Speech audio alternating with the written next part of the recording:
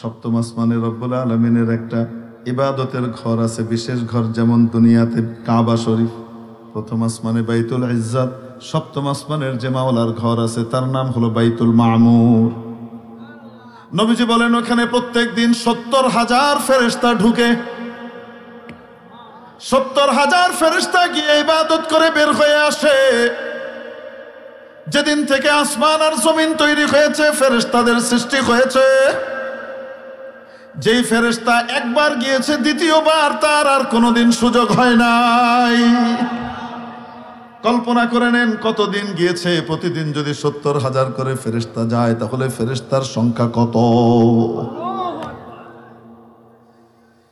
মেরে মুহতারাম দোস্ত, এরপরে নবীজি বলেন এর উপরে আমাকে নিয়ে যাওয়া হলো।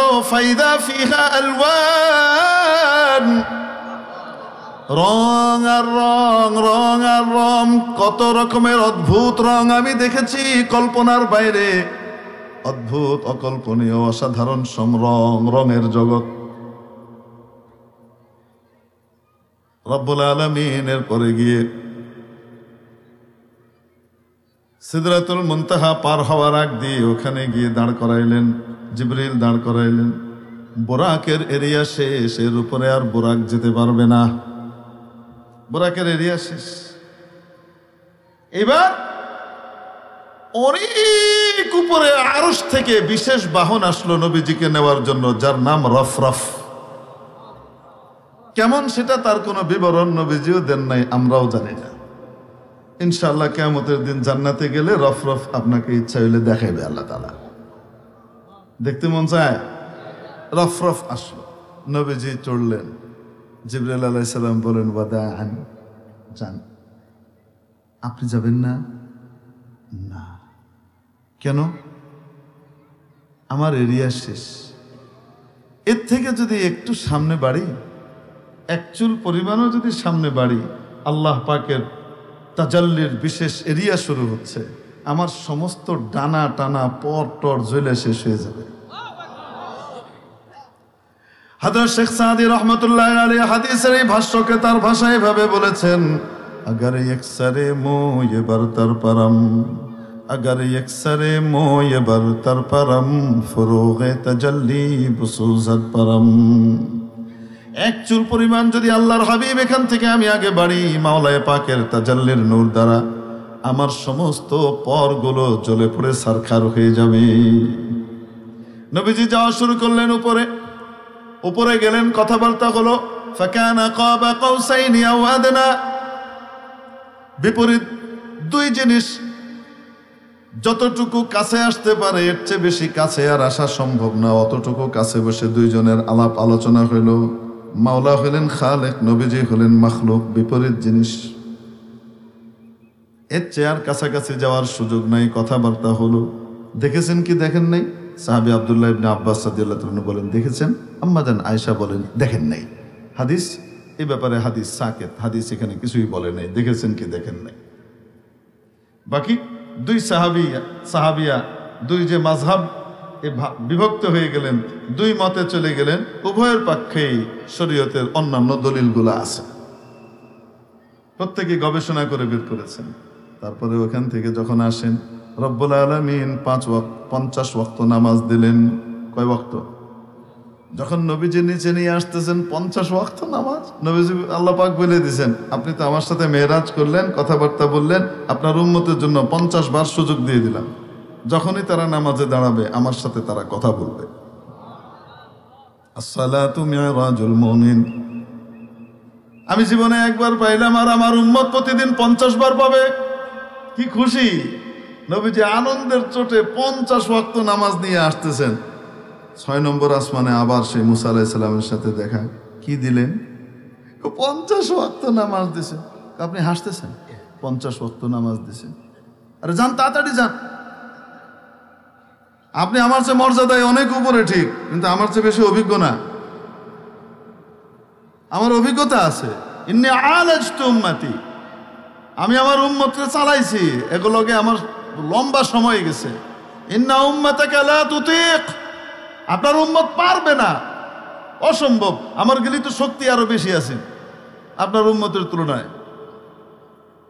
শক্তি তো অনেক বেশি ছিল, লম্বা দীর্ঘ ওমর ছিল, তারপরেও ওগুলো 2 ওয়াক্ত দিছে, হেডি করে নাই, টাল্টি বাল্টি করছে, বেতমিজি করছে। 5 ওয়াক্ত নিয়ে যাইতেছেন আপনি, 50 ওয়াক্ত নিয়ে সম্ভব না, পারবে না। আপনি তো খুব খুশি, তাড়াতাড়ি যান, ফারজি ইলা রব্বিক ফাখাফিফ, যান কমাই নিয়ে আসেন আল্লাহর কাছে। নবীজি আবার গেছেন, আল্লাহ 5 কমাই দিছেন, রয়েছে কত? আবার মুসা আলাইহিস সালাম ব্যারিকেড দিছে, দাঁড়ান, কত? 5 কমছে, 45 আছে। আরে আমি আমার উম্মত চালাই, আমার অভিজ্ঞতা আছে, নিআলাজ তো উম্মতি, আপনি তাড়াতাড়ি যান। একবার নিচে চলে গেলে আর কমেন যেত না, যা কমানি রেহেনি। এবার 9 বার গেলেন, 9 বার মুসা আলাইহিস সালাম আটকাইছেন। তো বলেন তো দেখি, মুসা আলাইহিস সালাম আমাদের জন্য একটা বিশেষ দয়া করছেন কি করেন নাই? এজন্য মুসা আলাইহিস সালামকে আমরা স্পেশাল ভাবে আলাইহিস সালাম বলি, ঠিক না? স্পেশাল সম্মানের সাথে গেল। 9 বার যাওয়ার পরে রয়েছে কত? আল্লাহ পাক বলে দিলেন, মুহাম্মদ এই 5 দিলাম, তবে তোমার উম্মত যদি এই 5টা আদায় করে আমি ফুল 50-এর সওয়াব দিব। 50-এ যায়, 5-এ তা দিব। রাসূল সাল্লাল্লাহু আলাইহি ওয়াসাল্লাম খুশি হয়ে আবার নেমে আসছেন। মুসা আলাইহিস সালাম আবার ধরছেন, পারবে না, 5 ওয়াক্ত পারবে না, আপনি যান একটু কমায় নিয়ে আসেন। আমি লজ্জা পাইতেছি, 5 করে কমাইছে, এবার গেলেও যদি 5 কমায় তো খাইলে হাতে জম লাগবে। ইস্তাহইয়াইতু মিন রব্বি, আমি আমার রবের কাছে লজ্জা পাইতেছি, আর দরকার নাই। আচ্ছা ঠিক আছে, যান, কি আর করা, 5 লয়ে যেতেছেন, যান। তো এই 5 ওয়াক্ত নামাজ আমাদের জন্য আল্লাহ পাক মেরাজের উপহার হিসেবে পাঠাইছে। আসসালাতু মিরাজুল মুমিন, নামাজ মুমিনের মেরাজ। নবীজি ওখান থেকে আবার দুনিয়ার স্পেস স্টেশনে এসে নামলেন। স্পেস স্টেশন কোনটা? বাইতুল মাকদিস, মসজিদুল আকসা যে অঞ্চলে অবস্থিত, সেই অঞ্চলকে শাম বলা হয়। সিরিয়া, জর্দান, এমনি ভাবে ফিলিস্তিন, আর যে ইসরায়েল দখল করে থুয়ে দিছে, এগুলি সব সহই মনে করেন কি আসলে তো ফিলিস্তিন। আরেকটা কি কোন? কয়টা? ওর 4টা দেশ মিলে শাম, সিরিয়া, উর্দুন, ফিলিস্তিন, আরেকটা কি লুবনান, এখনকার যে লেবানন আছে, এই 4টা মিলে হলো শাম। এই পুরা অঞ্চলটা বাইতুল মাকদিসের আশপাশের এরিয়া। মাবুদ বলেন, সুবহানাল্লাযী আসরা বিআবদিহি লাইলান, গরিমা বর্ণনা করুন সে আল্লাহর, সেই সত্তা যিনি স্বীয় দাস জিও বান্দাকে রাত্রিকালীন ভ্রমণ করালেন। মিনাল মসজিদিল হারামি ইলাল মসজিদিল আকসা, মসজিদে হারাম থেকে মসজিদে আকসা পর্যন্ত রাত্রিকালীন ভ্রমণ। আসমানের কথা আর কইতেছে না, রাত্রিকালীন ভ্রমণ। এই যে মেরাজের বয়ান দিলাম, এটারা রাত্রিকালীন ভ্রমণ বলতেছেন না, কি বলতেছেন? এখান থেকে এখানে রাত্রিকালীন ভ্রমণ করাইলেন, তারপর ওইখান থেকে উপরে নিয়ে গেছিলেন, এবার উপর থেকে আবার ওখানেই নামাইছেন। মসজিদুল আকসা ওই বাইতুল মাকদিসেই নামাইছেন। ওই অঞ্চলটার সাথে আসমানের একটা বিশেষ সম্পর্ক আছে, নুজুল এবং হুবুতের। কিয়ামতের পূর্বকালে যখন হযরত ঈসা আলাইহিস সালাম আসমান থেকে নাজিল হবেন, সবাই চোখের সামনে দেখতে পাবে ঈসা আলাইহিস সালাম নামতেছেন। মন চায় দেখতে? কেমনে নামতেছেন দেখতে মন চায়? মোবাইলে ফষ্টি নষ্টি শয়তানি করে কোনোদিন কপালে জুটবে না। দলবাজি করে এই দল আর এই দলের পক্ষে গিয়ে আল্লাহর দল ত্যাগ করে, আলেম ওলামার সাথে শত্রু ত্যাগ করে, দিনদার পরহেজগার মানুষকে রাজাকার আর বিভিন্নভাবে সন্ত্রাসী জঙ্গি এই সমস্ত আখ্যা দিয়ে, আর আলেম ওলামা তৌহিদি জনতার সাথে তুচ্ছ তাচ্ছিল্য করে ঈসা আলাইহিস সালামরে নাজিল হওয়া সহে দেখবা ইমানদার অবস্থায় সম্ভব না। দাজ্জালের বাহিনী হবা তুমি। এজন্য আল্লাহর কাছে দোয়া করা উচিত, আল্লাহ ঈসা আলাইহিস সালামের আসমান থেকে নামাটাও দেখাই দিয়েন, আর আমাকে এমন ইমান দিয়ে দিলেন যেন হযরত ঈসার সাথে আমি এক দলে থাকতে পারি। সুবহানাল্লাহ। নামতেছেন দামেস্কের জামে মসজিদের মিনার পর্যন্ত এসে নামবেন। দামেস্কের জামে মসজিদের যে মিনার, এই মিনার পর্যন্ত এসে নামবেন। এতক্ষণ তো আসমান থেকে খালি হাতে কোনো সিঁড়ি টিড়ি ছাড়া নামছেন। এখানে নামার পরে মিনারের নিচ থেকে কি লাগানো হবে? সিঁড়ি লাগানো হবে, সেই সিঁড়ি বেয়ে হযরত ঈসা আলাইহিস সালাম নিচে নামবেন। সুবহানাল্লাহ কইেন না। একটা প্রশ্ন, আসমান থেকে নেমে আইলেন, সিঁড়ি লাগলো না, এই মিনারের মাথা থেকে নিচে নামতে সিঁড়ি লাগে কেন? উত্তর বের করবেন আপনারা। প্রশ্ন থেকে গেল। তাহলে আসমানে উঠা নামা এই বিষয়ের সাথে ওই অঞ্চলটার বিশেষ একটা কি আছে, সম্পর্ক আছে। মাওলায়ে পাক ওইখানেই নামাইলেন কাকে? রাসূল সাল্লাল্লাহু আলাইহি সাল্লামকে। নামার পরে নামাজ নিয়ে আসছেন না? কি নিয়ে আসছেন? ফজরের ওয়াক্ত হাফেজ ইমাদউদ্দিন ইবনে কাসির রহমতুল্লাহ আলাইহি বলেন, রাসূল পাক সাল্লাল্লাহু আলাইহি সাল্লাম নামার পরে এরপরে যে হাদিস, সমস্ত নবীরা সারিবদ্ধভাবে কাতারবদ্ধভাবে দাঁড়িয়ে আছে। জিবরিল আলাইহিস সালাম এসে আল্লাহর হাবিবকে আগে বাড়িয়ে দিলেন, সাল্লি বিহিম ইয়া মুহাম্মদ, মুহাম্মদ আপনি এনাদের সবাইকে নামাজ পড়ান। নবীজি 2 রাকাত নামাজ পড়ালেন, সমস্ত নবীরা তার পিছনে নামাজ পড়লেন। সুবহানাল্লাহ। হাফেজ ইমাদউদ্দিন ইবনে কাসির রাহমাতুল্লাহ আলাইহি বলেন, এই নামাজটা ছিল মেরাজ থেকে আসার পরের প্রথম নামাজ। নবীজি ইমামত করেছেন সমস্ত নবীদের, সমস্ত নবী রাসূলের ইমামত করেছেন। তারপরে আবার ওখান থেকে গালাসের মধ্যে হয়েছে নামাজ, আন্দার থাকতে থাকতে পড়ছেন। ওখান থেকে আল্লাহর নবীকে নিয়ে হযরত জিবরিল আবার ফজরের ওয়াক্তে ফর্সা হওয়ার আগে আগে কোথায় কোথায় নামায় দিছেন? মক্কা শরীফে এসে নামায় দিছেন। নবীজি যখন সকালবেলায় বর্ণনা করলেন, বাইতুল মাকদিসে গিয়েছি, এই হয়েছে, এটা হয়েছে, ওটা হয়েছে, তারপরে আসমানে গেছি। আবু জাইল্লারে আর ফায়কেরা শাহরিয়ার কবিরের খুশি আর কি করা যাচ্ছে না, থামতেছে।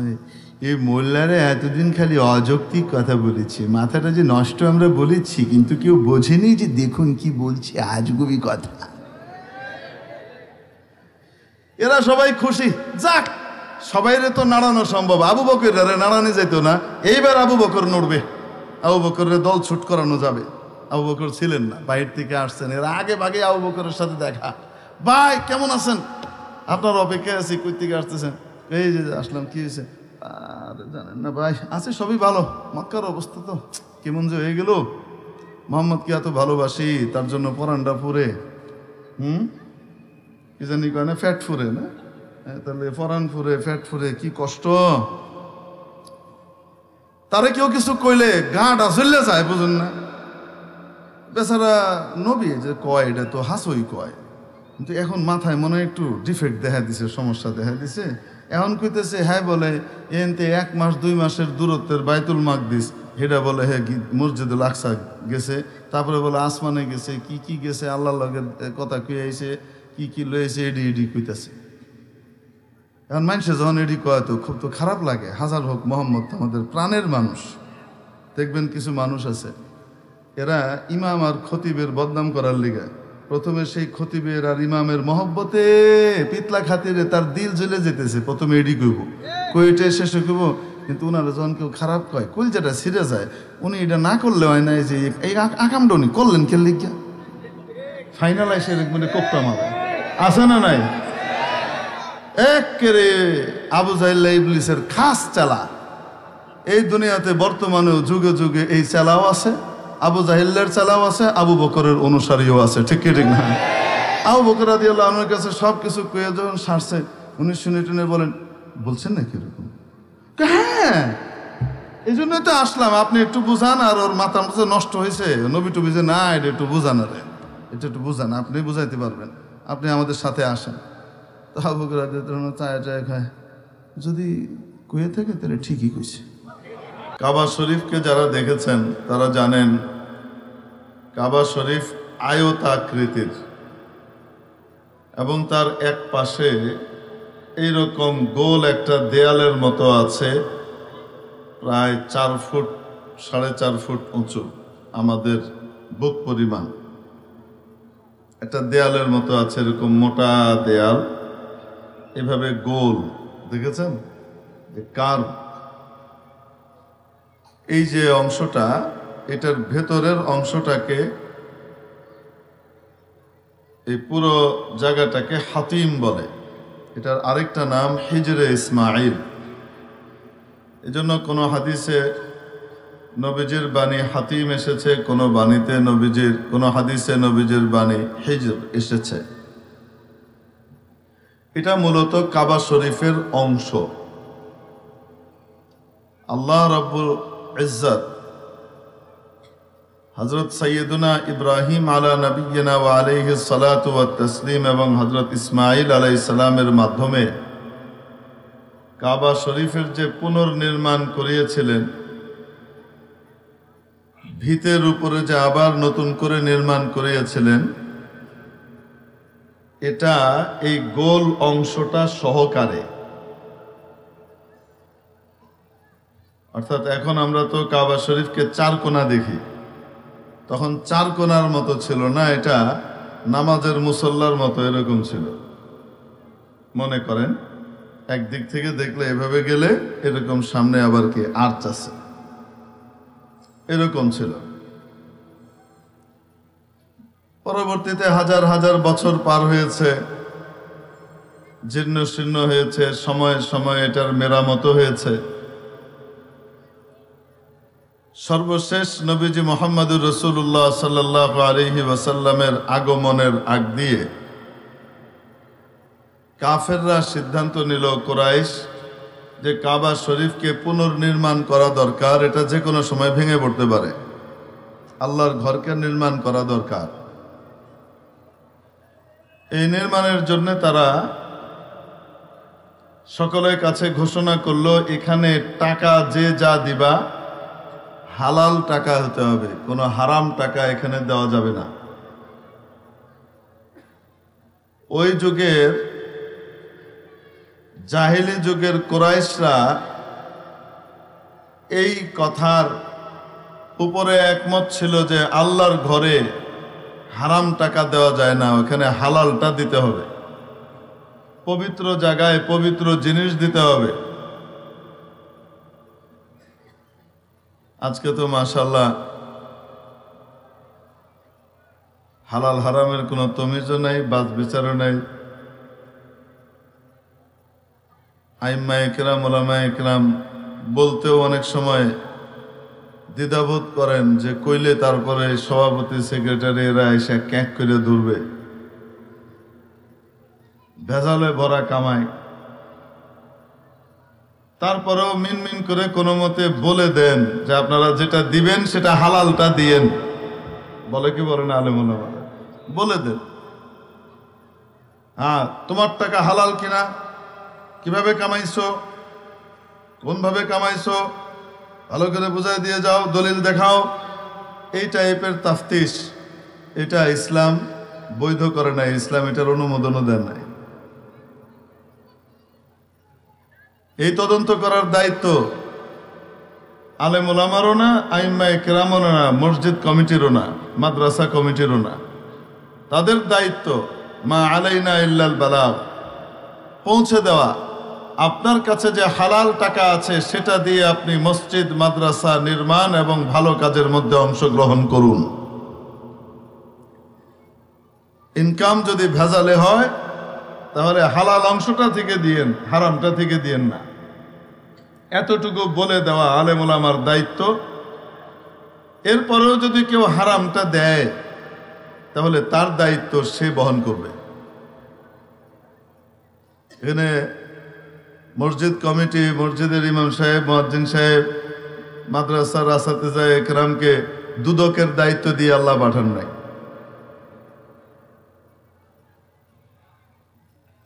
মেরে মুহতারাম দোস্ত, তো কুরাইশরা এই কাবা শরীফ পুনরায় আবার নির্মাণ করা শুরু করলো। টাকা পয়সা যা জড়ো হলো তা দিয়ে নির্মাণ করতে গিয়ে দেখলো ফান্ডে টান পড়ছে। ফান্ডে কি পড়ছে? টান পড়ছে। কারণ আপনারা জানেন দুনিয়াতে হালাল কিন্তু কমই হয়, হারামের সংখ্যা বেশি হয়, হালালের সংখ্যা কম হয়। কিন্তু এই কমের মধ্যেই আল্লাহ বরকত দান করেন।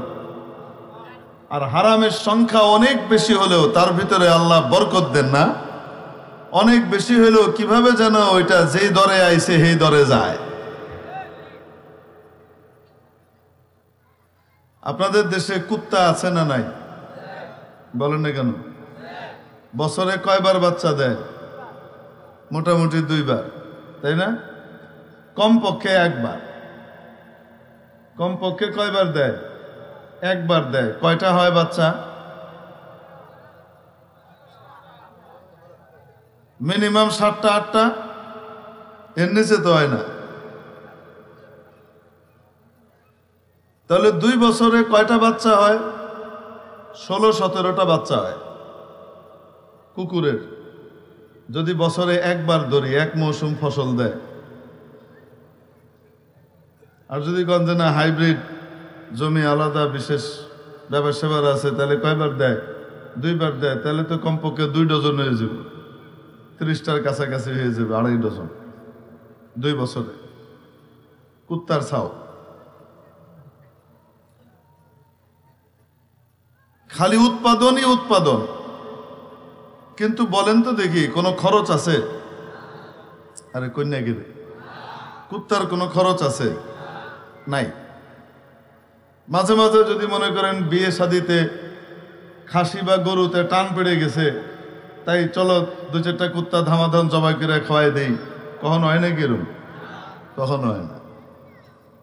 এত উৎপন্ন হয়, এত উৎপাদন, এত আয়, এত উন্নয়ন, যার কোনো কি নাই, খরচ নাই। তারপরে এই পরিমাণ উন্নয়ন দিয়ে, এই পরিমাণ উৎপাদন দিয়ে সারা দেশ তো কুকুর আর কুত্তাময় হয়ে যাওয়ার কথা। যেদিকে তাকাবেন কুত্তা কুত্তা কুত্তা কুত্তা, মানে কুত্তা আর কুত্তা। বাড়িতেও কুত্তা, ঘরেও কুত্তা, এক এক ঘরে 3-4টা করে জায়গা দিয়েও উঠানে জায়গা দিন যায় না। কুত্তার সংখ্যা তো এমন হওয়ার কথা ছিল, তাই না? ওই পরিমাণ আছে? নাই। কেন? আল্লাহ এটাকে কি বানাইছেন? হারাম, হালাল না হারাম? বরকত নাই। যেহেতু বরকত নাই, দেখবেন কোনোটা সাইকেলের তলায় গেছে, কোনোটা আবার নিজেদের ভিতরে কামড়া কামড়ি করে দুধ খাইতে দেয় না, ওটারে খালি সাইডে ফেলায় ধুয়ে দিয়েছে, আস্তে আস্তে ওটা এমনি পোতায় গিয়ে গেছে গা। কোনোটা শিয়ালের ভোজনের অংশ হয়েছে। এক একটা এক একভাবে নাই গিয়া 8-10টার ভিতরে দেখা যায় যে গন্যা বাচ্চা 1টা বা 2টা টিকছে, আর নাই। এরকমই তো, যে দরে আইছে সেই দরে গেছে। অপরদিকে বলেন তো দেখি, গরু হারাম না হালাল? হালাল।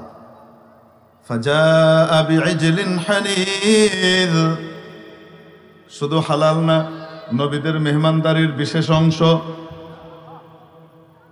যখন হযরত লূত নবিয়্যিনা ওয়া আলাইহিস সালাতু ওয়াস সালামের কওমের কাছে রব্বুল আলামিন আযাবের ফেরেশতা পাঠালেন। আযাবের ফেরেশতারা লূত আলাইহিস সালামের কওমকে ধ্বংস করবার আগে, যাবার আগে সাইয়্যিদুনা ইব্রাহিম আলাইহিস সালামের সাথে দেখা করতে এসেছেন। কারণ তারা 2টা জিনিস নিয়ে আসছে, এক হলো একটা আযাব, আর আরেকটা হলো ইব্রাহিম আলাইহিস সালামের জন্য একটা সুসংবাদ। কয়টা?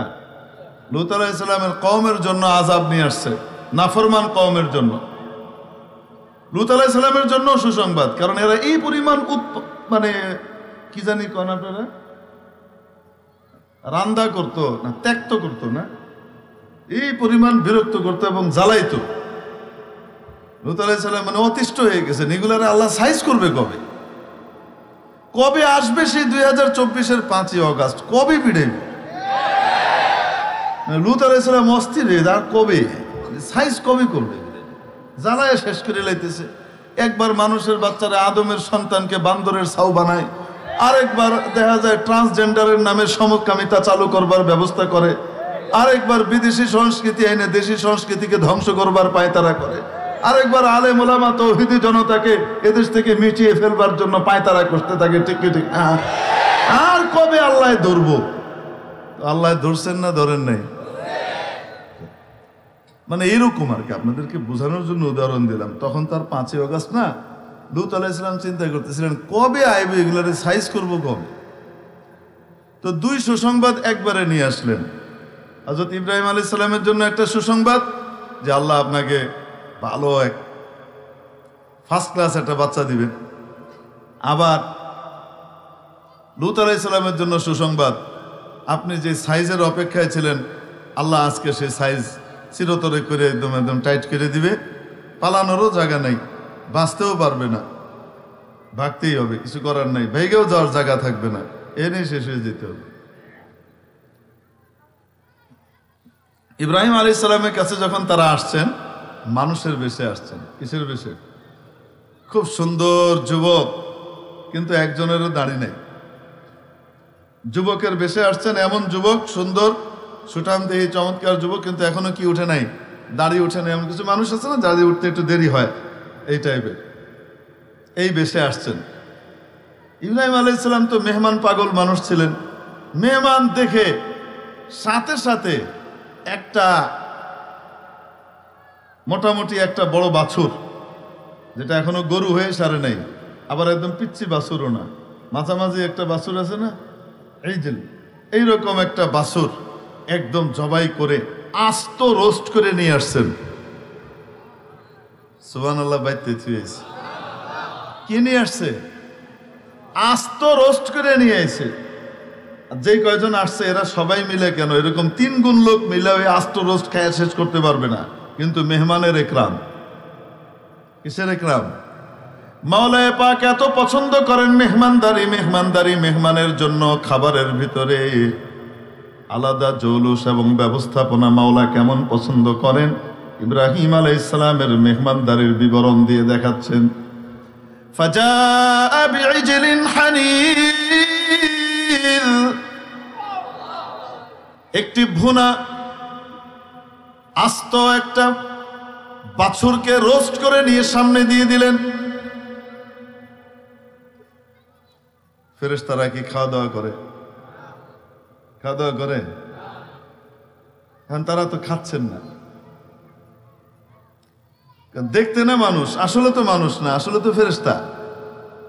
বেশ ধরছে মানুষের, আসলে তো কি ফেরেশতা। তো এখন এগুলো তো খেতে যেতে পারবে না। আর ওই যুগে একটা রীতি ছিল, শত্রু কখনো মেজবানের মেহমানদারি গ্রহণ করত না। এটা শত্রুর লক্ষণ ছিল।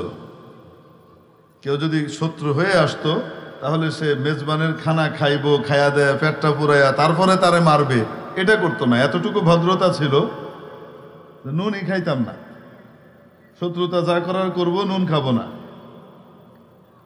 ফালাম্মা রাআ আইদিয়াহুম লা তাসিলু ইলাইহি, যখন হযরত ইব্রাহিম আলাইহিস সালাম দেখলেন এদের কারো হাত কি করতেছে না, সামনে বাড়ছে না, এবং কেউ এখানে খাওয়ার জন্য আগ্রহী হচ্ছেন না, নাকি রহম ওয়াওজাসা মিনহুম খিফা। হযরত ইব্রাহিম আলাইহিস সালাম ভীত সন্ত্রস্ত হয়ে গেলেন যে এরা কি কোনো বদনিয়তে আসলো নাকি? দেখতে তো খুব সুন্দর লাগে, ভদ্র মানুষের মতো লাগে, কিন্তু কোনো বদনিয়ত আছে নাকি, নাহলে খায় না কেন? তো ফেরেশতারা বলতেছেন লা তাখাফ, ভয় পেন না, অন্য জায়গায় চলে যাই। ইন্না উরসিলনা ইলা কওমি লূত, আমরা ফেরেশতা কওমে লূতকে সাইজ করবার জন্য আমাদেরকে আল্লাহ পাঠাইছেন।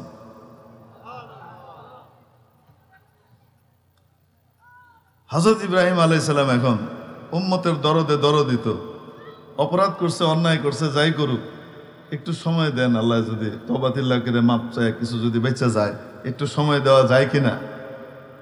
আল্লাহ পাক কোরআন শরীফে ইব্রাহিম আলাইহিস সালামের এই উম্মতের ব্যথার দরদ এটাকে উল্লেখ করছেন। তার মানে উম্মতের জন্য মায়া অতিরিক্ত পরিমাণে থাকা, এটা আল্লাহ তাআলার কাছেও বড় প্রিয় একটা জিনিস। তো উনি বিভিন্নভাবে কথাবার্তা এমনি সেমনি আছে, এখন না হইলে হয় না, একটু পরে আল্লাহর সাথে আর একটু কথাবার্তা করে নিয়ে আমাকে একটু সুযোগ দেন, দেখি আল্লাহ পাক কোনো কিছু কয় না কেন। ওরা কয়ে যে যা আর হয়ে গেছে, অনেকদিন আল্লাহ সুযোগ দিয়েছেন, আর দিবে না। 2024-এর 5ই আগস্ট পার করার আর সুযোগ নাই, এটা হয়ে গেছে, কিছু করার নাই। আর ওই চট করে ঢুকে পড়বো, পুড়ুক করে আয়া পড়বো, এই সমস্ত কথাবার্তার সান্ত্বনা কয়েও কোনো লাভ নাই। সীমানার ওই পারে বেশি নেতা উস্কানি দেয়, আর এখানে যদি চালাচা মন্ডল আফাল বাড়ে, তাহলে মাইটটা কিন্তু নেত্রী খাইতো না, খাইবো কিন্তু এনে যেটি আছে এটি ঠিক কিছু জন্য সাবধান। এই সমস্ত আঙ্গুলের ইশারা দিলেই লাভ মারেন না। যে আপনার বিপদে ফালায় থেকে পালায় যাইতে পারে, সে আপনার ওহেনে বহেনে বিপদ দিয়ে বাঁচাইব? আরে কন্যা গেলে বাঁচাবে মনে হয়? তাহলে সাবধান থাকা উচিত একটু। দোস্তি যদি করতে হয় তো কার সাথে? আরো আসতে কার সাথে? যার সাথে দোস্তি করলে কোনোদিন হারার কিছু থাকে না। তাহলে গরু এটা কি শুধু হালাল নাকি নবীদের মেহমানদারির বিশেষ অংশ? তার মানে এটার সাথে আল্লাহর একটা ভালোবাসারও কি আছে, সম্পর্ক আছে। বলেন তো দেখি, গরু প্রতি বছর একটা করে বাচ্চা দেয়, কন্যা কেন? কয় বছরে? বেটা এক বছরে কোনোদিন গরুর বাচ্চা হয় না। সব ফার্মের মানুষ, গ্রামের মানুষ না। কয় বছরে একটা দেয়? 2 বছরে গিয়ে একটা বাচ্চা হয় গরু। প্রতি বছর বাচ্চা দেয় নাকি গরু? কয় বছরে? 2 বছরে গিয়ে একটা বাচ্চা দেয়। তাহলে বলেন তো দেখি, উৎপাদন, উন্নয়ন উন্নয়ন উন্নয়ন উন্নয়ন, এরকম উৎপাদন তো কম, খরচ আছে না নাই? প্রত্যেক দিন গরু মাশাআল্লাহ চলতেছে, হন না কেন? খাবারের মেনুতে গরু তো আছেই। বিশেষ করে শীতকালে বিয়ে শাদীর অনুষ্ঠান হইতেই আছে আর গরু জবাই হইতেই আছে। শুধুমাত্র এক শুক্রবার ছুটির দিনে সারা বাংলাদেশে কয়েক লক্ষ গরু জবাই হয়। অবাস্তব না বাস্তব? তাহলে তো গরু মাইক্রোস্কোপ আর টেলিস্কোপ দিয়েও খুঁজে পাওয়া যাওয়ার কথা না এই এলাকায়, কিন্তু আছে না নাই? কেমনে আছে? ফিহা বারাকা। এটার ভিতরে আল্লাহ কি দিছেন? হালাল দেখতে কম কিন্তু বরকত, আর হারাম দেখতে বেশি, বরকত। হালালের প্রতি, সুন্নতের প্রতি আল্লাহর আলাদা এক টান এবং মায়া আছে, ওটার ভিতরে বরকতের বহিঃপ্রকাশ ঘটে। বলেন তো দেখি, যাদের দাড়ি আছে তারাও ওযু করে, যাদের দাড়ি নাই তারাও ওযু করে। কিন্তু দাড়িওয়ালারা সাধারণত 5 ওয়াক্তি নামাজি হওয়ার কারণে তাদের কমপক্ষে দিনে 5 বার তো ওযু করে, নাকি করে না? ওযু যখন করার সময় ভালো করে কি করতে হয়? কেটে ডলে, খিলাল করে, এই করে। প্রতি ওয়াক্তেই হাতে 5-6টা করে দাড়ি আসে কি আসে না? তো প্রতিদিন প্রতি ওয়াক্তে যদি 5টা করে দাড়ি আসে, আরো বেশি পড়ে, তো ধরেন 5টা করেই পড়লো, তো তাহলে একদিনে কয়টা? 5 5 25টা। এক মাসে কয়টা? না কেন?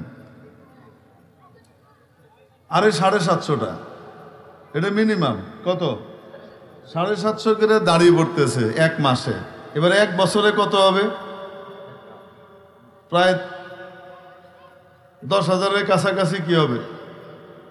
দাড়ি পড়তেছে, তাই না?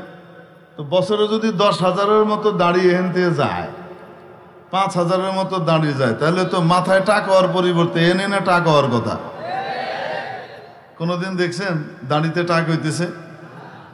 এত খরচ, তারপরেও দেখা যায় কেমনে জানি দাড়ি কমেই না, তাসলিমা নাসরিনের ঘুম হয়ই না। এত আশা দাড়িওয়ালাদের দাড়িগুলা পড়ে যাক, তারপরও পড়েই না। ইনু নুনুর ঘুম হারাম হয়ে যায়, তাদের ঘুমই হয় না। এই মৌলবীগুলো দেশ খেয়ে ফেললো, মোল্লারা, মুরগি চোরাদের ঘুম হারাম হয়ে যাচ্ছে, ঠিক কিনা? যতই তোমরা যাই করো না কেন, দাড়ি কমবে না, কমবে না, কারণ নবীর সুন্নাহ, এটার মধ্যে মাওলার বরকত আছে, ঠিক কিনা? এজন্য মসজিদ আর মাদ্রাসার মধ্যে যদি হালালের উপরে দানগুলাকে গ্রহণ করা হয় এবং যারা দান করে তারা যদি হালাল অংশ থেকেই দান করে, তাহলে অল্পের মধ্যে অনেক বরকত হবে। আর হারাম যদি ঢুকায়া দেয়, তাহলে মাদ্রাসাওয়ালাদের ক্ষতি হোক আর না হোক, যে হারামটা ঢুকাইছে তাকে আল্লাহর কাছে জবাবদিহি করা লাগবে। তো ওই জমানার কুরাইশ, মুশকিল হলো আলোচনা একটা শুরু করি এক নিয়তে, শেষে দেখা যায় সেই হাদিস আর শেষই হয় না, টাইম শেষ হয়ে যায়। তো কুরাইশরা কি বানাচ্ছে? কাবা শরীফ পুনরায় নির্মাণ করবে, ভেঙে টেঙে সুন্দর করে আবার বানাবে। তাদের টাকা টান পড়ে গেল, দেখলো যে যেই পরিমাণ টাকা আছে হালাল টাকা, এই টাকা দিয়ে চান্দা টান্দা তুলে এই টাকা দিয়ে পুরা কাবা শরীফ কি করা যাচ্ছে না, নির্মাণ করা যাবে না। যদি করা হয় তো উপরে ছাদ দেওয়া যাবে না, খাইল্লা বয়ে থাকবে, বা আদা উঠছে আদা উঠে না এরকম হবে। তো তার চাইতে যতটুকু পুরাপুরি করা যায় এতটুকু করে ফেলো, আর বাকিটুকু আবার যখন হালাল টাকা জড়ো হবে তখন আবার কি করা হবে, করে ফেলা হবে। এই নিয়তে তারা এই যে এখন আমরা যে কাবা শরীফের আকৃতি দেখি, যে অংশটা মানে দৈর্ঘ্য প্রস্থের যে অংশটা আমরা দেখি, কুরাইশ এরকম দৈর্ঘ্য প্রস্থ রেখে কি করেছে, নির্মাণ করেছে। আর হাতিমের যে অংশটা, এই যে গোল অংশটা, অতটুকু তারা পরে টাকা হইলে কি করবে, নির্মাণ করে একসাথে করে ফেলবে। এটা ছিল তাদের পরামর্শ। যাই হোক, পরবর্তীতে রাসূল পাক সাল্লাল্লাহু আলাইহি ওয়াসাল্লাম যখন মক্কা বিজয় করলেন, মুসলমানদের কাছে অনেক টাকা পয়সা এসে উপস্থিত হলো হুনাইনের থেকে, আরো বিভিন্ন জায়গা থেকে। এখন রাষ্ট্রীয়ভাবে মুসলমানদের অনেক টাকা, তারা কাবা শরীফ একদম পুরা আবার নির্মাণ করে ফেলতে পারে। কিন্তু নবীজি সাল্লাল্লাহু আলাইহি ওয়াসাল্লাম বললেন আম্মা জান আয়েশা সিদ্দিকা রাদিয়াল্লাহু তাআলা আনহাকে, যদি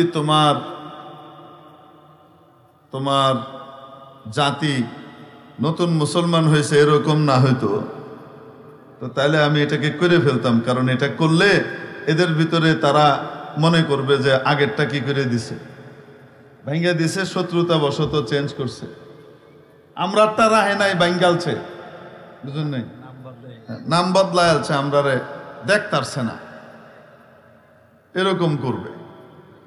তো একটা ফিতনা হবে। তো ফিতনা হওয়ার চাইতে কাবা শরীফ পুরা নির্মাণ না হয়ে যতটুক আছে অটটুকি থাক, তাও ভালো।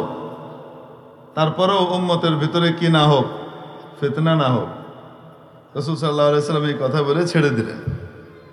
এটা আলোচনার পার্ট। এই যে অংশটা, এটা কি কাবা শরীফের বাইরে না কাবা শরীফের ভিতরে? মানে এই দেয়ালের ভিতরের যে অংশটা, কাবা শরীফের দেয়াল আর হাতিমের দেয়ালের ভিতরের যে অংশ, এই অংশটা কাবা শরীফেরই অংশ। নবীজি সাল্লাল্লাহু আলাইহি সাল্লাম বলেন আমি ওখানে ছিলাম। অন্য রিওয়ায়াতে আরেকটু ব্যাখ্যা আছে, হযরত উম্মে হানি রাদিয়াল্লাহু তাআলা আনহার ঘরে রাসূল পাক সাল্লাল্লাহু আলাইহি ওয়াসাল্লাম ছিলেন। ওখান থেকে ফেরেশতারা এসে এখানে নিয়ে আসলেন। হাতিমে এনে নবীজি সাল্লাল্লাহু আলাইহি সাল্লাম বলেন আমার এই ফেরেশতারা আমার সিনা চাক করে ফেললো, পুরা বুকটাকে চিরে ফেললেন। বুক চিরে এভাবে ফাঁক করেছেন, কোনো রক্তই বেরোচ্ছে না। সুবহানাল্লাহ বলবেন না? কোনো রক্তই বেরোচ্ছে না, কিছুই বেরোলো না। সুন্দর করে ফাঁক করলেন।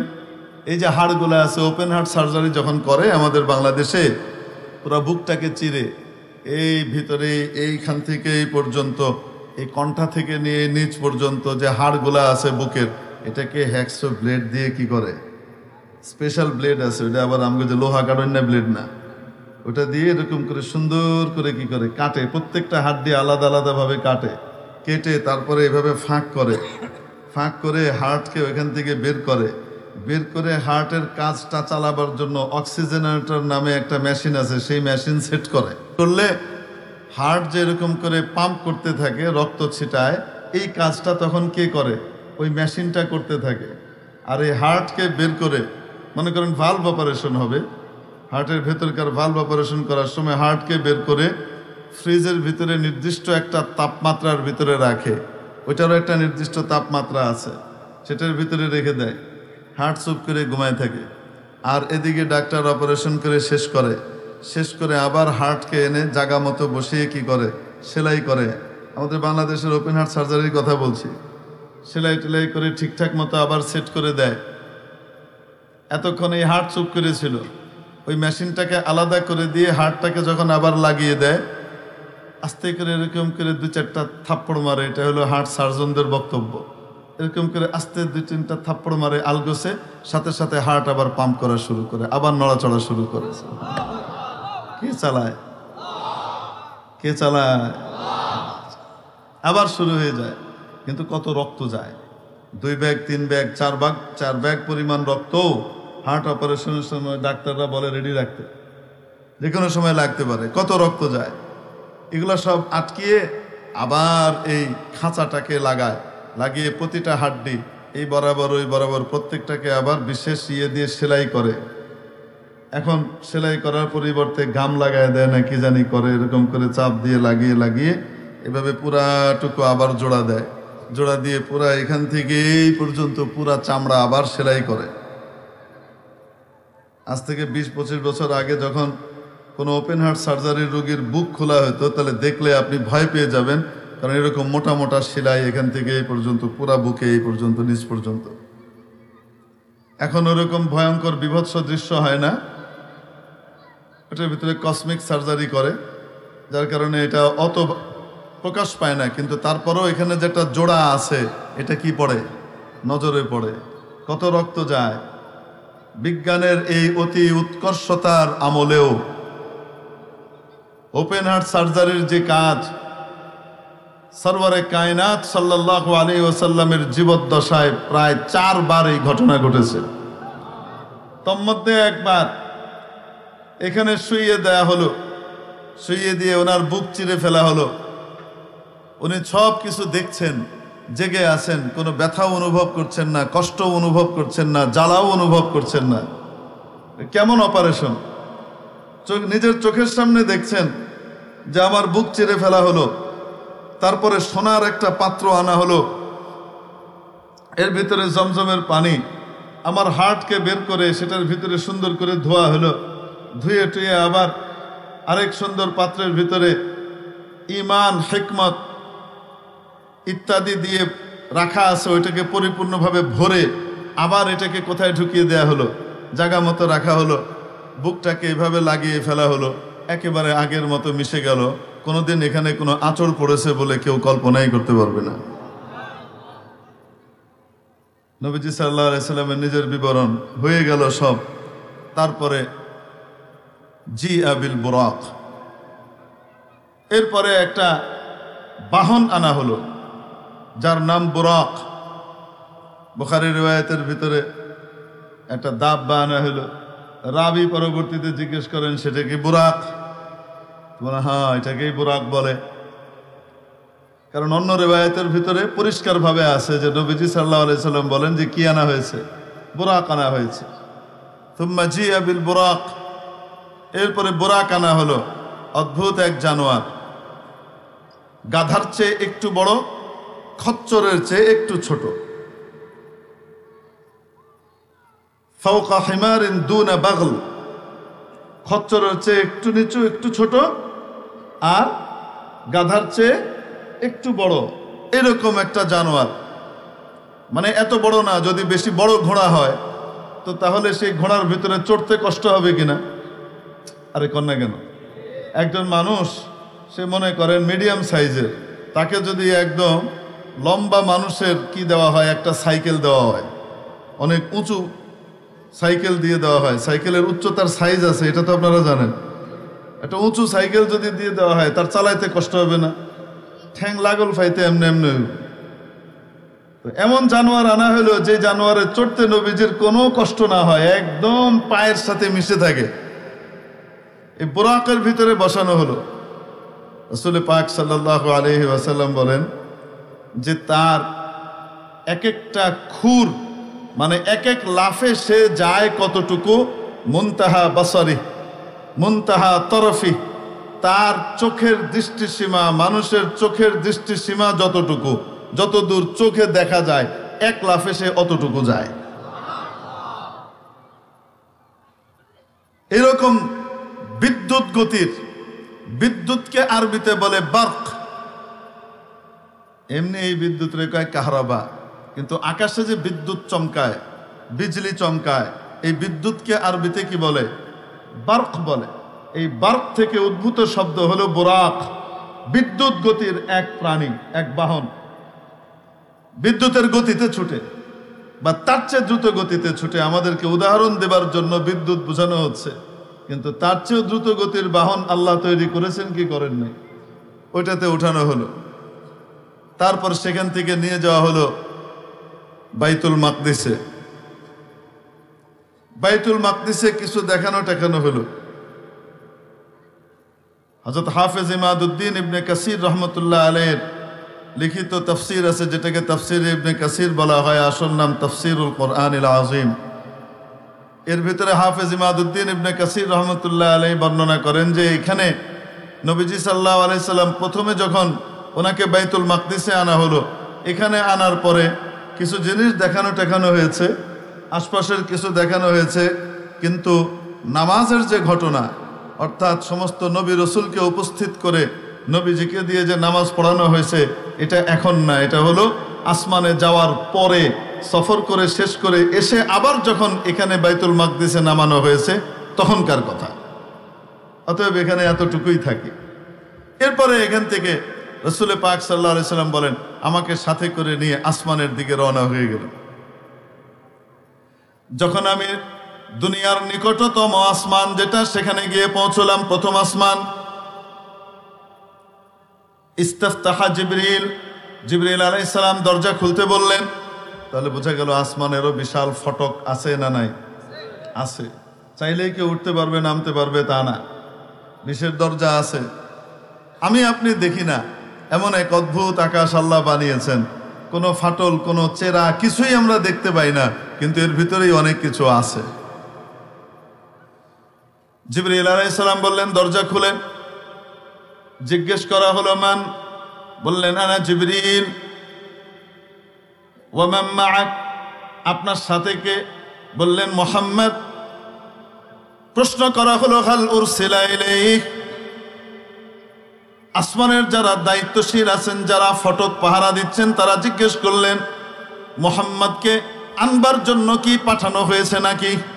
কারণ ইতিপূর্বে তো কোনো মানুষকে জীবিত উপরে নিয়ে আবার নিচে নামানো হবে, এটা তো ঘটে নাই। হ্যাঁ, জীবিত উঠানোর ঘটনা ঘটেছে, তাও কত হাজার বছর আগে, কয়েক হাজার বছর আগে, শত শত বছর আগে, কম করে হলেও 500 বছর আগে। তার আগে, তার এই মাঝখানে তো কাউকে আর উপরে উঠানো হয়নি। এই জন্য জিজ্ঞাসা তো করবেই, ওনাকে আনার জন্য কি পাঠানো হয়েছে? জিবরিল বললেন হ্যাঁ। ফাফুতিহা, সাথে সাথে দরজা খুলে দেওয়া হলো। রাসূল পাক সাল্লাল্লাহু আলাইহি সাল্লামকে নিয়ে হযরত জিবরিল আলাইহিস সালাম যখন প্রথম আসমানে ঢুকলেন, তারা বলতে লাগলেন নি'মাল মাজিউ জা, বড় চমৎকার শুভাগমন, আপনি এসেছেন, আমরা ধন্য হয়েছি। আমরা বাংলায় যেভাবে বলি, ভাবের অনুবাদ হয়, শব্দের অনুবাদ হয় না। একটা হলো অর্থ বলা, আর আরেকটা হলো মানা এবং ভাব বলা, তর্জমা আর শব্দার্থ, দুটার ভিতরে পার্থক্য আছে না নাই? আছে। শুভেচ্ছা স্বাগতম ভাবে এভাবে নবীজিকে বরণ করে নেওয়া হলো। এরপরে প্রথম আসমান দেখানো হচ্ছে, এই যে দেখেন এখানে এখানে এখানে, সে নিতে নিতে নিতে নিতে একজন ব্যক্তির কাছে নিয়ে যাওয়া হলো। জিবরিল আলাইহিস সালাম বললেন হাদা আবুকা আদম ফাসাল্লিম আলাইহি, ও নবী মুহাম্মদ, ইনি আপনার আব্বা জান আদম, অতএব সালাম করুন তাকে। সুবহানাল্লাহ। বোঝা গেল আগত ব্যক্তি, তিনি সালাম করবেন, তিনি যত বড় মর্যাদারই হোক না কেন। একজন ব্যক্তি বসে আছে, আরেকজন আসছে, দাঁড়ানো ব্যক্তি বসা ব্যক্তিকে সালাম করবেন, আগন্তুক ব্যক্তি থেমে থাকা ব্যক্তিকে সালাম করবেন, আদব। অবশ্য সহিহ হাদিসও আছে এই ব্যাপারে, সালামের এই তরতিব। সন্তান যতই বড় হোক না কেন, মর্যাদার দিক থেকে যত উপরে উঠুক না কেন, বাবা বাবা, অতএব সন্তান বাবাকে সালাম করবে, বাবা সন্তানকে সালাম করা, বাবাও সন্তানকে সালাম করবেন। তবে সন্তানের জন্য আদব হলো সন্তান বাবাকে কি করবে? হাযা আবুকা আদম, ইনি আপনার বাবা আদম, ফাসাল্লিম আলাইহি, সালাম করুন। বলা লাগবে? জিবরিল আলাইহিস সালাম বলা লাগবে সালাম দেন, নাকি বলা ছাড়াই নবীজি দিবেন? তাহলে কেন আল্লাহ পাক এভাবে করাইলেন? নবীজি দিয়ে দিবেন, তার আগ দিয়ে আবার জিবরিল বলতেছেন সালাম করেন। কেন বলতেছেন? গোটা উম্মতকে শিখাইলেন, তোমরা তোমাদের আব্বাকে সালাম করবে, তোমাদের বাবা মাকে, গুরুজনকে সালাম করবে, গুরুজনের সালামের অপেক্ষায় থাকবে না। বরং গুরুজনকে আগে সালাম করবে, এটাই শিষ্টাচার এবং আদব। মর্যাদায় তুমি যত উপরে উঠো না কেন, তোমার বাপ যদি না থাকতো দুনিয়ায় তুমি চেহারা দেখতে পারতে না। তোমার বাপ যদি তোমাকে লালন পালন না করতো আদর করে, তোমার মা যদি তোমাকে মায়া মমতা স্নেহ দিয়ে ভালোবাসা দিয়ে ঢেকে রেখে তিলে তিলে বড় না করতো, তাহলে দুনিয়ার চেহারা দেখতে পেতে না। দুনিয়া থেকে ছোটবেলায় তোমাকে বিদায় নেওয়া লাগতো। বিরক্তির প্রকাশ করলে তারা। এজন্য বাবা মার মর্যাদা আর আজমত রব্বুল আলামিন কোরআনে কারীমের মধ্যে নিজের হকের পরেই বাবা মার হকের কথা বলেছেন। وَقَضَى رَبُّكَ أَلَّا تَعْبُدُوا إِلَّا إِيَّاهُ وَبِالْوَالِدَيْنِ إِحْسَانًا وَإِذْ أَخَذْنَا مِيثَاقَ بَنِي إِسْرَائِيلَ لَا تَعْبُدُونَ إِلَّا اللَّهَ وَبِالْوَالِدَيْنِ إِحْسَانًا।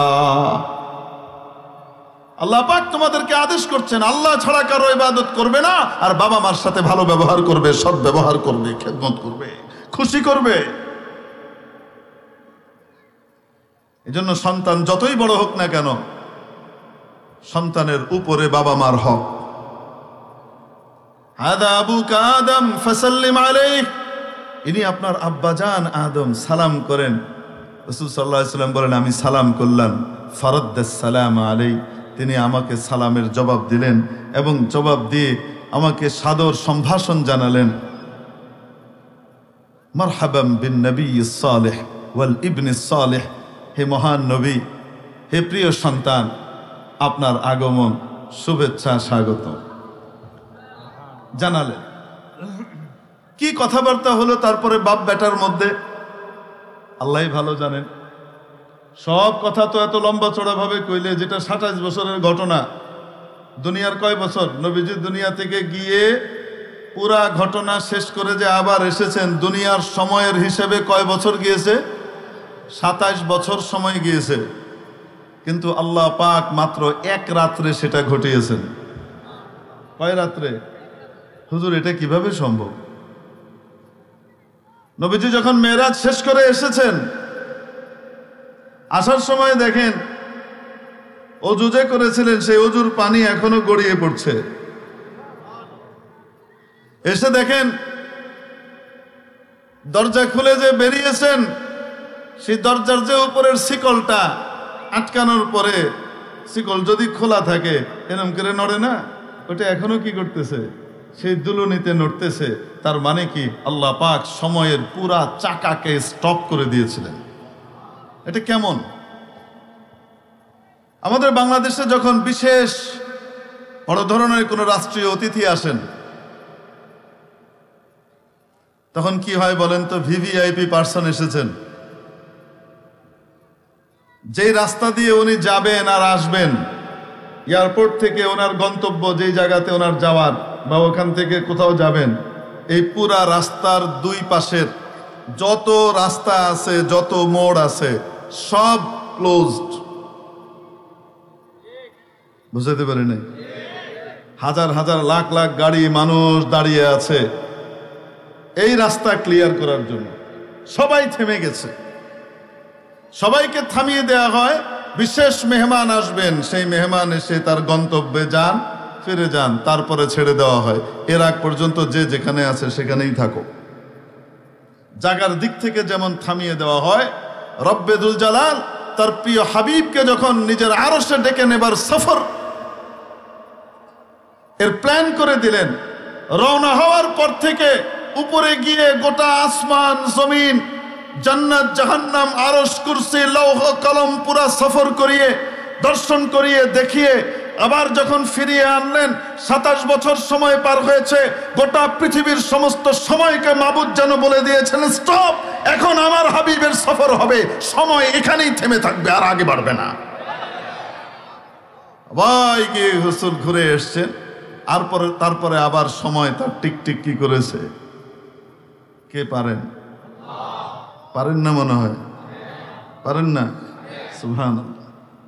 রাসূল পাক সাল্লাল্লাহু আলাইহি সাল্লাম বলেন, হযরত আদম আলাইহিস সালামের সাথে দেখা সাক্ষাৎ হলো, কথাবার্তা হলো।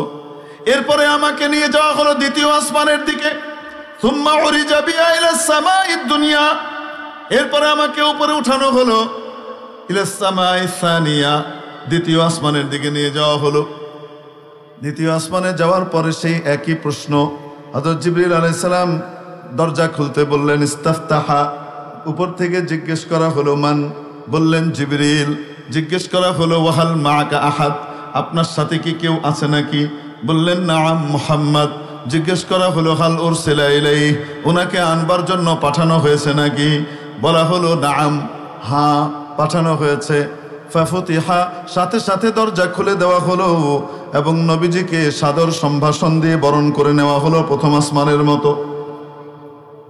যাওয়ার পরে ওখানে নবীজি বলেন, আমাকে নিয়ে যাওয়া হলো দ্বিতীয় আসমানে, দুই নবীর সাথে সাক্ষাৎ।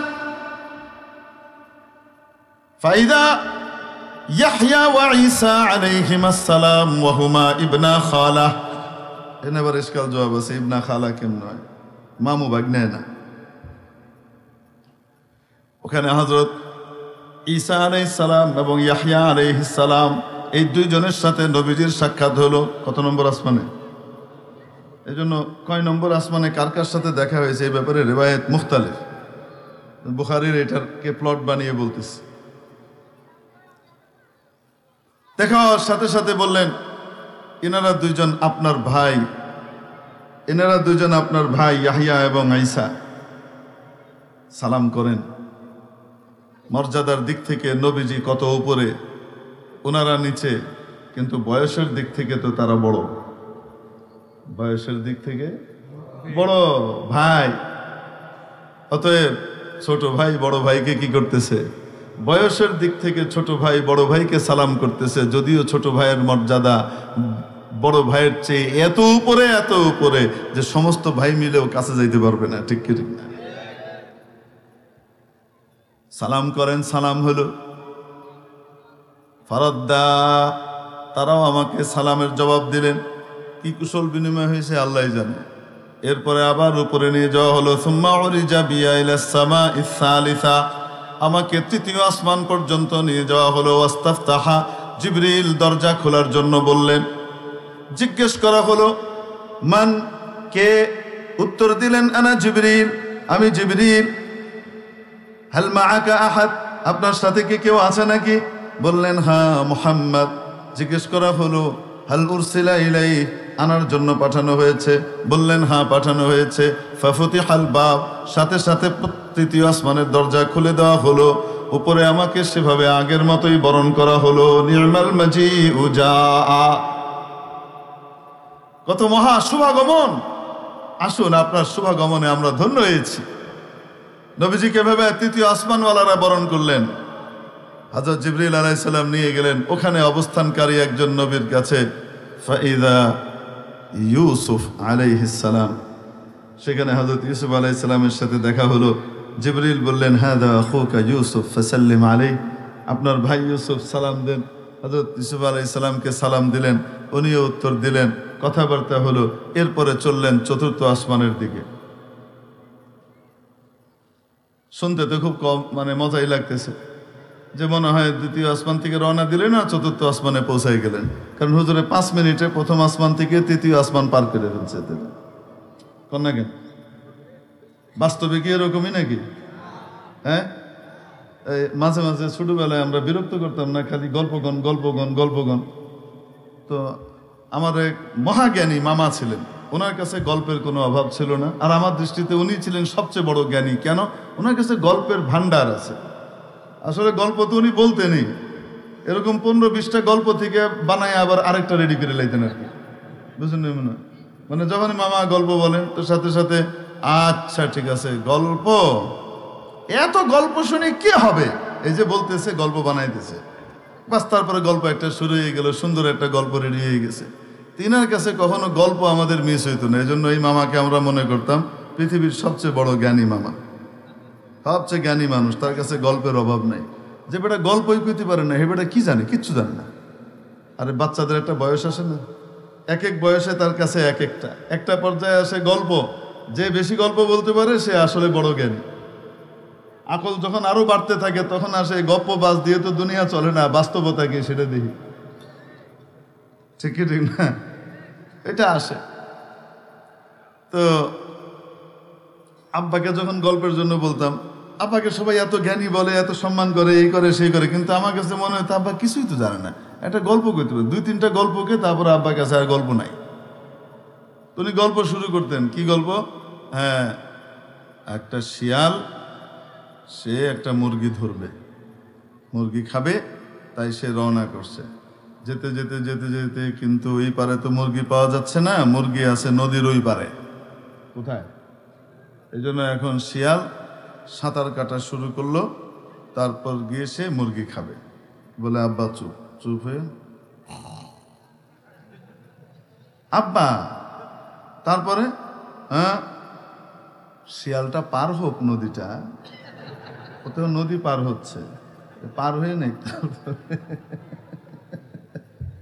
আসলে যদি বাস্তবে শিয়াল এরকম নদী পার হইতে হয়, তারপরে গিয়ে খাইতে হয়, তার কত সময় লাগবে? বাস্তবে যদি এরকম হয় তো কত সময় লাগবে না? কিন্তু গল্পের ভিতরে তো সেটা আধা মিনিট হয়ে গেছে। শিয়ালটা গেল, নদী পার হইল। বুঝুন মনে হয় কাঁঠাল খাইতে বসে 3 বেড়ায়। এখন কাঁঠাল খেতে বসার পরে চিন্তা করতেছে অন্যগুলোরে ফাঁকি দিয়ে বেশি করে কি করা লাগবে, খাওয়া লাগবে। তো চালাক যেটা, সেটা বলতেছে, মানে মিঠা মইনে যেটার বাড়ি আর কি, হ্যাঁ, খুব বুদ্ধিমান, মাছ টাছ খায়, আওয়ারের বুদ্ধি বাড়ছে, তো সেটা মানে ডাঙ্গা রেডি লইয়া কইতাছে যে আচ্ছা তোর দাদা কেমনে মারা গেছিল রে ভাই? আরে ভাই কইস না, আমার দাদা তো বালা আছেন, এরম বালা মানুষ আর আছেন না, এরম এইরম এরম এরম। তারপরে একদিন জ্বর আইছে, তারপরে এটা হয়েছে সেটা হয়েছে, এরম করে কইতেছে। আর এদিকে হ্যাঁ তো গল্প কার, এরা কি মারে? কাডল মারে। খাইতে খাইতে খাইতে খাইতে তখন যাই হোক মোটামুটি ওই কাসন্দি গাইতে গাইতে এখন দ্বিতীয় জনরে জিগাইছে তোর দাদা কেমনে মরছে? আর কইস না, একটা টাকায় বাড়ি মারছিন এক করে বুঝে গেছে। হ্যাঁ, কেমনে বাড়ি মারলো? আর উনি যাইতেছিলেন, খুব ভালো মানুষ আছিল, এই সেই, তারপরে ট্রাকের মেয়েতে ভাগল হয়ে গেছে, ট্রাকের ভেড়া ধরে মাইনছে দিছে মার রে। তারপরে কিন্তু হসপিটালে নুনে লেগে হাসপাতালে কিচ্ছু আসেন না, এই সেই এগুলি কুয়েটে অনেক লম্বা ছড়া কি করতেছে, বয়ান টয়ান দিচ্ছে না। আর ওদিকে ওনার কি চলতেছে? কাঁঠাল মারা চলতেছে। এখন দুজনে মিলে হঠাৎ চিন্তা করছে, কি রে আমরা রে গল্পের মধ্যে লাগাই দিয়ে, হ্যাঁ যে খাইয়ে যাইতেছে, উপাইতেছে করে। আমরা পরে কইম তোর দাদা কেমনে মরছে? আরে কইস না, ফললো আর মরলো, খা।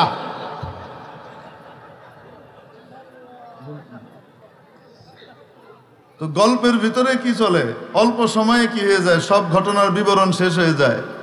বর্ণনাকারী যখন বর্ণনা করে তখন বিবরণ তো খুব অল্প সময়ে দিয়ে দেওয়া যায়, কিন্তু এটার বাস্তবতা কত দীর্ঘ সময়ের। আরে ভাই, এক একটা আসমান থেকে একটা আসমানের দূরত্ব কত, সুবহানাল্লাহ। এই যে আকাশটা আমরা দেখতে পাই, বিজ্ঞানীরা বলেন এটা আকাশ না, এটা মানুষের দৃষ্টির শেষ সীমা। তারপরেও ধরি যে আকাশটা দেখি, সেটার তুলনায় একটা মুরগির ডিম কত বড়। মুরগির ডিমটাও গোল, এই আকাশটাও গোল। মুরগির ডিম আর এই আকাশ দুইটার ভিতরে বড় কোনটা? হুজুর এটা কোনো তুলনায় আইব? এটা কি কইলেন? একজনের বয়স 70, আরেকজনের বয়স 80, তাহলে বলা যায় যে ভাই দুজনের ভিতরে কেডাই বড়? আজকে একটা বাচ্চা হয়েছে, আরেক বেটার বয়স 99, তার ভাই দুজনের ভিতরে কেডাই বড় কোনছে? এটা কোনো মিল হইল? কোথায় মুরগির ডিম আর কোথায় আকাশ? কি বিশাল! দ্বিতীয় আসমানটা প্রথম আসমানের তুলনায় এত বড় এত বড় এত বড়, তার তুলনায় প্রথম আসমানটা একটা মুরগির ডিমের মতো। দ্বিতীয়টার তুলনায় তৃতীয়টা এত বড় এত বড় এত বড়, সেটার তুলনায় 2 নম্বরটা একটা ডিমের মতো। এইভাবে 7 আসমান। এবার মনে করেন দূরত্বটা কেমন। যাচ্ছেন, তৃতীয় আসমানে গিয়ে দেখা হলো হযরত সাইয়্যিদুনা ইউসুফ আলাইহিস সালামের সাথে, কথাবার্তা হলো। তারপরে চলে গেলেন চতুর্থ আসমানে। সেই একই রকমের ঘটনা নবীজি ঠিক ওভাবেই বলে দিচ্ছেন। নবীজি এই কথা কয়ে যান নাই, কিন্তু একই ঘটনা ঘটলো চতুর্থ আসমানে ইউসুফ আলাইহিস সালামের সঙ্গে দেখা হলো, একই ঘটনা ঘটলো পঞ্চম আসমানে অমুকের সাথে দেখা হলো। নবীজি এত শর্টকাট করেন নাই, একদম খুইলাই বলছেন যে জিবরিল আবার দরজা খুলতে বললেন। ওখানে সেই প্রশ্নই হলো, যে প্রশ্নগুলো, ওই যে উত্তরগুলো, এগুলো সব নবীজি বারবার বারবার করেই কিন্তু বলতেছেন। কিন্তু আমি বারবার বলতে পারতেছি না, কারণ আমরা সময় মনে হয় কম। সুলতানুল ওয়াইজিন আইবি সাহেব হুজুর আইসে বললে তখন আমার তায়াম্মুমের মেয়াদ শেষ হয়ে যাবে।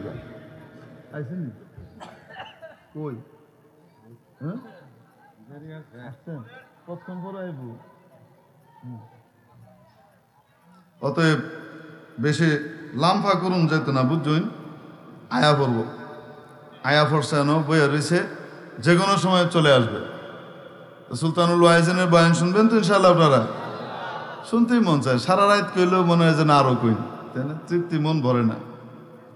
যেমন সুন্দর চেহারা, ওরকম সুন্দর কণ্ঠ, ওরকমই বলার ভঙ্গি, ওরকমই শব্দ চয়ন এবং উপস্থিত আলোচনা, মাশাআল্লাহ অসাধারণ। আল্লাহ পাক বন্ধুবর হযরত শেখ খালিদ সাইফুল্লাহ আইয়ুবী সাহেব দামাত বারাকাতুহুমের হায়াতে, ইলমে, আমলে, স্বাস্থ্যে, দৌলতে, সর্বদিক থেকে আল্লাহ পাক বরকত দান করেন, আমিন আল্লাহুম্মা আমিন। তো যাই হোক, এখন উপরে গেলেন, চতুর্থ আসমানে গিয়ে হযরত ইদ্রিস আলাইহিস সালামের সাথে দেখা, সেই একই কথোপকথন হলো। তারপর গেলেন পঞ্চম আসমান, পঞ্চম আসমানে গিয়ে সেখানে হযরত সাইয়্যিদুনা হারুন আলাইহিস সালামের সাথে দেখা হলো, সেই একই রকমের কথাবার্তা চলল। তারপরে গেলেন ষষ্ঠ আসমানে, ওখানে গিয়েও হযরত মুসা আলাইহিস সালামের সাথে দেখা হলো, কথাবার্তা একই রকম চলল। শেষ হওয়ার পরে যখন নবীজি সাল্লাল্লাহু আলাইহি সাল্লাম রওনা করে দিলেন সপ্তম আসমানের উদ্দেশ্যে, বাকা মুসা, মুসা আলাইহিস সালাম কেঁদে দিলেন, আল্লাহর কাছে কেঁদে কেঁদে অভিযোগ আকারে অনেক কথা বলতেছেন। আমার এত পরে আসলো, আর তাকে আপনি এতগুলা উম্মত দিলেন, সে এত উম্মত নিয়ে, তার উম্মত আগে জান্নাতে যাবে আর আমার উম্মত পরে যাবে। আবার অভিমান করে কইতেছে, আমার এত পরে আইছে, তারা আপনি এত উপরে উঠে লয়ে যেতেছেন, আমারে আপনি লইলেন না, নেওয়ার মতো আপনার হইল না। এ কোনো ইনসাফ হইল? এটা কোনো এই কারে কয়? আল্লাহরে, মানে দুমাই আল্লাহরে ঝাড়তেছে। আপনি না ইনসাফ করেন, সব জায়গায় ইনসাফ করেন, এটা কি ইনসাফ? আমার এত পরে আইলো, হ্যাঁ যাইব আমার আগে, এর উঠে যায়, আমার আপনি ষষ্ঠ আসমানে আটকায় ধুয়ে দিছেন, মানে কঠিন বয়ান দিচ্ছে। হযরত রাসূল সাল্লাল্লাহু আলাইহি সাল্লাম জিজ্ঞেস করতেছেন জিবরিলকে, এটা কেডা? এরকম করে কথা কইতেছে, এটা কে? ওই আখুকা মুসা, আপনার ভাই মুসা। খালি আল্লাহর সাথে এমনি কথা কয় নাকি? আপনার আল্লাহ জানে যে এটা এরকমই, এটা সিস্টেমই এমন। সুবহানাল্লাহ কইন না?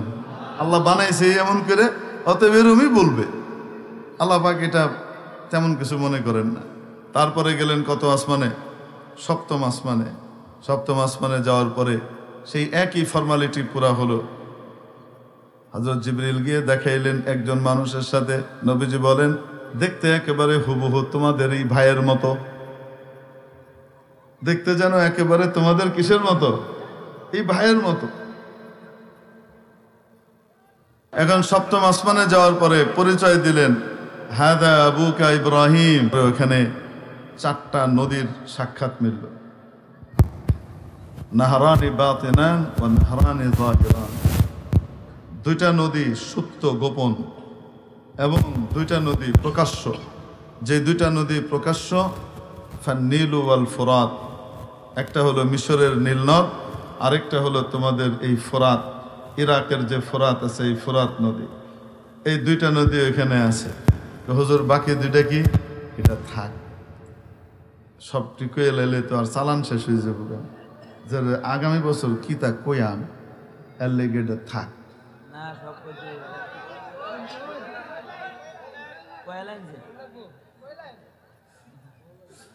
তারপরে উনি বলে, এরপরে আমাকে বাইতুল মামুরে নিয়ে যাওয়া হলো। সুবহানাল্লাহ।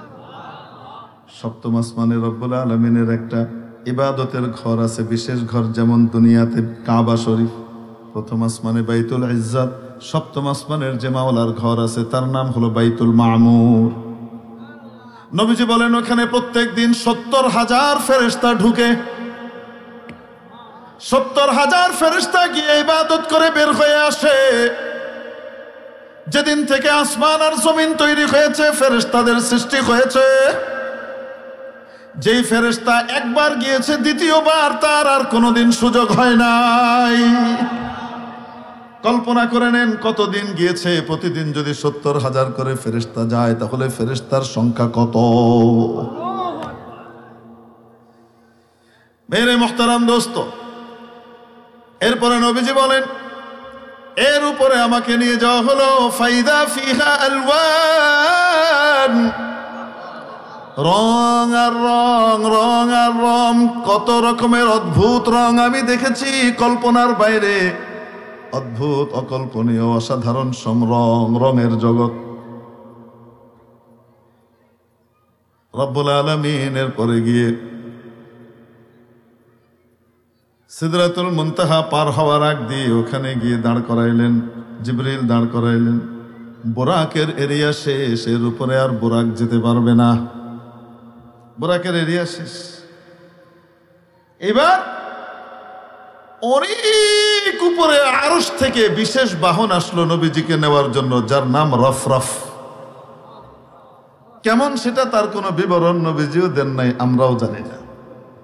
ইনশাআল্লাহ কিয়ামতের দিন জান্নাতে গেলে রফরফ আপনাকে ইচ্ছা হইলে দেখাইবে আল্লাহ তাআলা। দেখতে মন চায়? রফরফ আসলো, নবীজি চড়লেন। জিবরাইল আলাইহিস সালাম বলেন, ওয়াদাআন, যান। আপনি যাবেন না? না। কেন? আমার এরিয়া শেষ, এর থেকে যদি একটু সামনে বাড়ি, এক চুল পরিমাণও যদি সামনে বাড়ি, আল্লাহ পাকের তাজাল্লির বিশেষ এরিয়া শুরু হচ্ছে, আমার সমস্ত ডানা টানা পর টর জ্বলে শেষ হয়ে যাবে। হযরত শেখ সাদি রহমতুল্লাহ আলাইহি হাদিসের এই ভাষ্যকে তার ভাষায় এভাবে বলেছেন, अगर यकसरे मोय बरतर परम, अगर यकसरे मोय बरतर परम, फुरूगे तजल्ली बुसूजत परम। এক চুল পরিমাণ যদি আল্লাহর হাবিব এখান থেকে আমি আগে বাড়ি, মাওলায়ে পাকের তাজাল্লির নূর দ্বারা আমার সমস্ত পরগুলো জ্বলে পড়ে সারখার হয়ে যাবে। নবীজি যাওয়া শুরু করলেন উপরে। উপরে গেলেন, কথাবার্তা হলো। ফাকানা কাবা কাউসাইনি আও আদনা, বিপরীত দুই জিনিস যতটুকু কাছে আসতে পারে, এর চেয়ে বেশি কাছে আর আসা সম্ভব না। অতটুকু কাছে বসে দুইজনের আলাপ আলোচনা হইল। মাওলা হলেন খালেক, নবীজি হলেন মাখলুক, বিপরীত জিনিস। এর চেয়ে আর কাছাকাছি যাওয়ার সুযোগ নাই। কথাবার্তা হলো। দেখেছেন কি দেখেন নাই? সাহাবী আব্দুল্লাহ ইবনে আব্বাস রাদিয়াল্লাহু তাআলা বলেন দেখেছেন, আম্মা জান আয়েশা বলেন দেখেন নাই। হাদিস এই ব্যাপারে হাদিস সাকেত, হাদিস এখানে কিছুই বলে নাই, দেখেছেন কি দেখেন নাই। বাকি দুই সাহাবিয়া দুই যে মাযহাব বিভক্ত হয়ে গেলেন, দুই মতে চলে গেলেন। উভয়ের পক্ষেই শরীয়তের অন্যান্য দলিলগুলো আছে, প্রত্যেকে গবেষণা করে বের করেছেন। তারপরে ওখান থেকে যখন আসেন, রব্বুল আলামিন 50 ওয়াক্ত নামাজ দিলেন। কয় ওয়াক্ত? যখন নবীজি নিচে নিয়ে আসতেছেন 50 ওয়াক্ত নামাজ, নবীজি আল্লাহ পাক বলে দিয়েছেন, আপনি তো আমার সাথে মেরাজ করলেন, কথাবার্তা বললেন, আপনার উম্মতের জন্য 50 বার সুযোগ দিয়ে দিলাম। যখনই তারা নামাজে দাঁড়াবে আমার সাথে তারা কথা বলবে। আসসালাতু মিরাজুল মুমিন। আমি জীবনে একবার পাইলাম, আর আমার উম্মত প্রতিদিন 50 বার পাবে। কি খুশি! নবীজি আনন্দের চোটে 50 ওয়াক্ত নামাজ নিয়ে আসতেছেন। 6 নম্বর আসমানে আবার সেই মুসা আলাইহিস সালামের সাথে দেখা। কি দিলেন? 50 ওয়াক্ত নামাজ দিছেন। আপনি হাসতেছেন? 50 ওয়াক্ত নামাজ দিছেন। আরে যান, তাড়াতাড়ি যান। আপনি আমার চেয়ে মর্যাদায় অনেক উপরে, ঠিক, কিন্তু আমার চেয়ে বেশি অভিজ্ঞ না। আমার অভিজ্ঞতা আছে। ইন্নী আলাজতু উম্মতি, আমি আমার উম্মতকে চালাইছি, এগুলোকে আমার লম্বা সময় গেছে। ইন্না উম্মাতাকা লা তুতিক, আপনার উম্মত পারবে না, অসম্ভব। আমার গেলি তো শক্তি আরো বেশি আছে আপনার উম্মতের তুলনায়। শক্তি তো অনেক বেশি ছিল, লম্বা দীর্ঘ ওমর ছিল, তারপরেও ওগুলির 2 ওয়াক্ত দিছে, হেডি করে নেই, টাল্টি বাল্টি করছে, বেতমিজি করছে। 5 ওয়াক্ত নিয়ে যাইতেছেন আপনি, 50 ওয়াক্ত নিয়ে। সম্ভব না, পারবে না। আপনি তো খুব খুশি, তাড়াতাড়ি যান। ফারজি ইলা রব্বিক ফাখাফিফ, যান, কমাই নিয়ে আসেন আল্লাহর কাছে। নবীজি আবার গেছেন, আল্লাহ 5 কমাই দিছেন। রয়েছে কত? আবার মুসা আলাইহিস সালাম ব্যারিকেড দিছে, দাঁড়ান। কত? 5 কমছে, 45 আছে। আরে আমি আমার উম্মত চালাই, আমার অভিজ্ঞতা আছে। নিআলাজতু উম্মতি, আপনি তাড়াতাড়ি যান। একবার নিচে চলে গেলে আর কমেন যেত না, যা কমানি রেহেনি। এবার 9 বার গেলেন, 9 বার মুসা আলাইহিস সালাম আটকাইছেন। তো বলেন তো দেখি, মুসা আলাইহিস সালাম আমাদের জন্য একটা বিশেষ দয়া করছেন কি করেন নাই? এজন্য মুসা আলাইহিস সালামকে আমরা স্পেশাল ভাবে আলাইহিস সালাম বলি, ঠিক না? স্পেশাল সম্মানের সাথে গেল। 9 বার যাওয়ার পরে রইছে কত? আল্লাহ পাক বলে দিলেন, মুহাম্মদ এই 5 দিলাম, তবে তোমার উম্মত যদি এই 5টা আদায় করে আমি ফুল 50-এর সওয়াব দিব। 50-এ যায়, 5-এ তা দিব। রাসূল সাল্লাল্লাহু আলাইহি ওয়াসাল্লাম খুশি হয়ে আবার নেমে আসছেন। মুসা আলাইহিস সালাম আবার ধরছেন, পারবে না 5 ওয়াক্ত পারবে না, আপনি যান একটু কমায় নিয়ে আসেন। আমি লজ্জা পাইতেছি, 5 করে কমাইছে, এবার গেলেও যদি 5 কমায় তো খাইলে হাতে জম লাগবে। ইস্তাহইয়াইতু মিন রব্বি, আমি আমার রবের কাছে লজ্জা পাইতেছি, আর দরকার নাই। আচ্ছা ঠিক আছে যান, কি আর করা, 5 লয়ে যেতেছেন, যান। তো এই 5 ওয়াক্ত নামাজ আমাদের জন্য আল্লাহ পাক মেরাজের উপহার হিসেবে পাঠাইছে। আসসালাতু মিরাজুল মুমিন, নামাজ মুমিনের মেরাজ। নবীজি ওখান থেকে আবার দুনিয়ার স্পেস স্টেশনে এসে নামলেন। স্পেস স্টেশন কোনটা? বাইতুল মাকদিস, মসজিদুল আকসা যে অঞ্চলে অবস্থিত, সেই অঞ্চলকে শাম বলা হয়।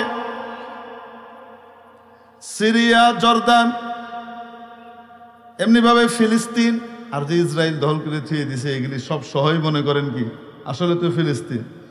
আরেকটা কি কোন? কয়টা? ওর 4টা দেশ মিলে শাম। সিরিয়া, উর্দুন, ফিলিস্তিন, আরেকটা কি? লুবনান, এখনকার যে লেবানন আছে, এই 4টা মিলে হলো শাম। এই পুরা অঞ্চলটা বাইতুল মাকদিসের আশপাশের এরিয়া। মাবুদ বলেন, সুবহানাল্লাযী আসরা বিআবদিহি লাইলান, গরিমা বর্ণনা করুন সে আল্লাহর, সেই সত্তা যিনি স্বীয় দাস জিও বান্দাকে রাত্রিকালীন ভ্রমণ করালেন। মিনাল মসজিদিল হারামি ইলাল মসজিদিল আকসা, মসজিদে হারাম থেকে মসজিদে আকসা পর্যন্ত রাত্রিকালীন ভ্রমণ। আসমানের কথা আর কইতেছে না, রাত্রিকালীন ভ্রমণ।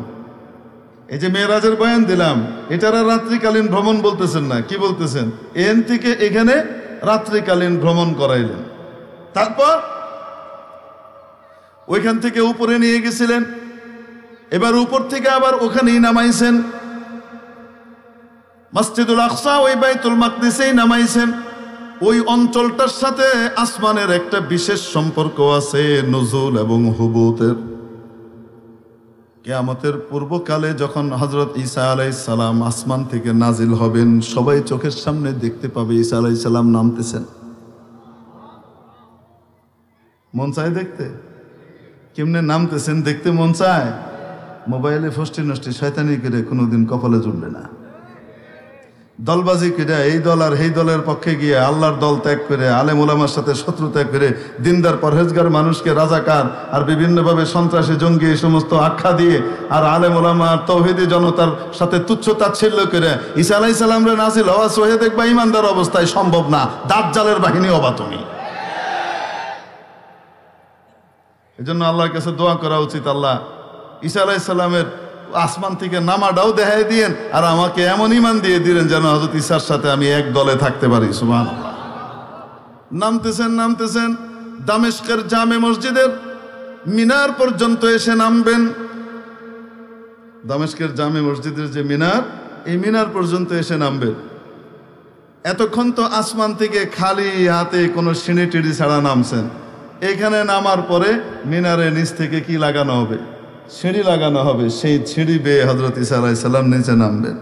সুবহানাল্লাহ কইেন না? একটা প্রশ্ন, আসমান থেকে নেমে আইলেন, সিঁড়ি লাগলো না, এই মিনারের মাথা থেকে নিচে নামতে সিঁড়ি লাগে কেন? উত্তর বাইর করবেন আপনারা। প্রশ্ন থেকে গেল। তাহলে আসমানে উঠা নামা এই বিষয়ের সাথে ওই অঞ্চলটার বিশেষ একটা কি আছে? সম্পর্ক আছে। মাওলায়ে পাক ওইখানেই নামাইলেন কাকে? রাসূল সাল্লাল্লাহু আলাইহি সাল্লামকে। নামার পরে নামাজ নিয়ে আসছেন না? কি নিয়ে আসছেন? ফজরের ওয়াক্ত। হাফেজ ইমাদউদ্দিন ইবনে কাসির রাহমাতুল্লাহি আলাইহি বলেন, রাসূল পাক সাল্লাল্লাহু আলাইহি সাল্লাম নামার পরে এরপরে যে হাদিস, সমস্ত নবীরা সারিবদ্ধভাবে কাতারবদ্ধভাবে দাঁড়িয়ে আছে। জিবরিল আলাইহিস সালাম এসে আল্লাহর হাবিবকে আগে বাড়িয়ে দিলেন।